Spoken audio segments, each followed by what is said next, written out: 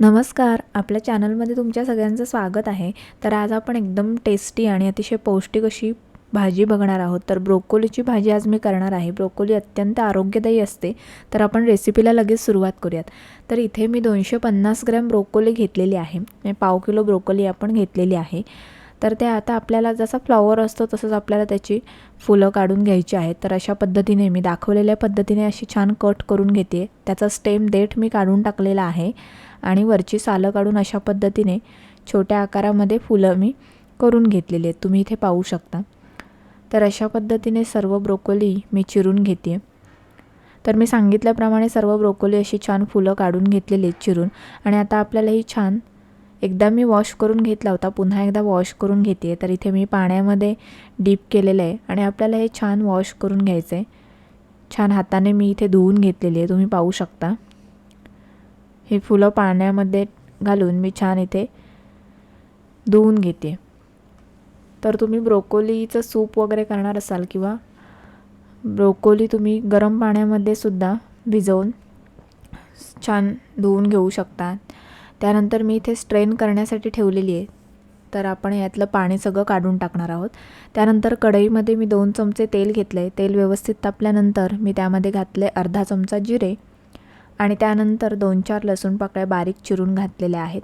लसूण छान परतून घ्यायचे। 1 मिनिटभर लसूण मी इथे परतून घेते। त्यानंतर एक बारीक चिरलेला कांदा त्यामध्ये आपल्याला ॲड करायचा आहे आणि कांदा छान सॉफ्ट होईपर्यंत आपल्याला व्यवस्थित असा परतून घ्यायचा आहे। तर सांगितल्याप्रमाणे 2-3 मिनिटं मी इथे कांदा छान परतून घेतलेला आहे।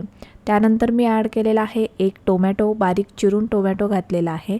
तो सुद्धा आपल्याला छान असं मिक्स करून घ्यायचा आहे आणि आपल्याला थोडासा सॉफ्ट होईपर्यंत परतून घ्यायचा आहे। आता टोमॅटो सॉफ्ट होण्यासाठी आपण थोडंसं मीठ ॲड करतोय, म्हणजे टोमॅटो मऊ व्हायला मदत होते, थोडासा लवकर मऊ होतो। तर पुन्हा आपण हे छान ढवळून घेऊयात आणि आता आपल्याला बाकीचे इन्ग्रेडियंट्स ॲड करायचे आहेत। तर इथे मी घालते पाव चमचा हळद, इथे गॅसची फ्लेम लो आहे। त्यानंतर अर्धा चमचा लाल तिखट मी ॲड केलेला आहे आणि आपला मेन इन्ग्रेडियंट म्हणजे टेस्ट मेकर मॅजिक मॅगी मसाला मी ॲड केलेला आहे। याऐवजी तुम्ही गरम मसाला किंवा तुमच्या आवडीचा कोणताही मसाला ज्याची टेस्ट तुम्हाला आवडते तो तुम्ही ॲड करू शकता। पुन्हा छान आपल्याला हे मिक्स करून घेऊयात आणि आता लगेच आपण जी ब्रोकोली छान वॉश करून घेतलेली आहे ती आपण स्ट्रेनसुद्धा झालेली आहे ती ॲड केलेली आहे आणि छान पुन्हा एकदा हे मिक्स करून घेतो आहे आपण। तर अशा पद्धतीने हे मी ब्रोकोली छान अशी मिक्स करून घेतलेली आहे, तुम्हीही पाहू शकता।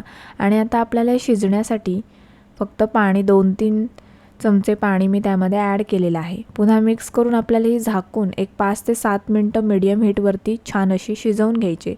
तर 5 ते 6 मिनिटं मी शिजवून घेतली आहे। ब्रोकोली शिजायला फारसा वेळ लागत नाही, छान शिजली जाते। तर एक 80% ब्रोकोली इथे शिजली गेलेली आहे, तुम्ही पाहू शकता। मीठ आपण आधीच घातलेलं आहे। त्यानंतर मी इथे दाण्याचा कूट ॲड करते। शेंगदाण्याचा कूट मी इथे 1 ते 1.5 चमचा घातला आहे। त्यानंतर बारीक चिरलेली कोथिंबीर आणि आता हे छान मिक्स करून आपल्याला पुन्हा 2-3 मिनिटं शिजवून घ्यायची। आपली भाजी अगदी रेडी होईल। आता इथे दाण्याच्या कुटाऐवजी तुम्ही ताजं किसलेलं खोबरं वापरू शकता किंवा दोन्ही स्किप करू शकता। अगदी स्टर फ्राय ब्रोकोली भाजी तुम्ही खाऊ शकता, पण एक दाण्याच्या कुटामुळे वेगळी टेस्ट येते, चव छान लागते, त्यामुळे मी इथे ॲड केलेले। तर अशा पद्धतीने पुन्हा 2-3 मिनिटं शिजल्यानंतर आपली भाजी एकदम व्यवस्थित पूर्णपणे शिजली गेलेली आहे आणि अशा पद्धतीने गरमागरम ब्रोकोलीची भाजी तयार आहे। ही भाजी पोळी भाकरी सोबत, आमटी भातासोबत, नान, पराठा जे काही असेल त्यासोबतसुद्धा खूप छान लागते। नुसती खायलासुद्धा ही अतिशय सुंदर लागते।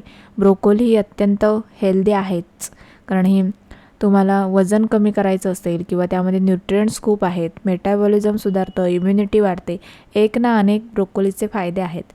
त्यामुळे ब्रोकोली डाएटमध्ये अवश्य समाविष्ट केलेली असतेच। तर आपण सुद्धा आठवड्यातून किंवा 2 आठवड्यातून एकदा ब्रोकोली खाल्ली पाहिजे। तर ही 2 जणांसाठी पाव किलोमध्ये भाजी सफिशियंट होते। 3-4 जणं असतील तर तुम्ही अर्धा किलोमध्ये बनवू शकता। नक्की ट्राय। तर मी सांगितल्याप्रमाणे ही रेसिपी तुम्ही नक्की ट्राय करा। व्हिडिओ आवडला असेल तर व्हिडिओला लाईक करा आणि अशाच नवीन रेसिपीजसाठी आपल्या चॅनलला सबस्क्राईब करा आणि भाजी कशी झाली हे कमेंटमध्ये सांगायला विसरू नका। थँक्यू।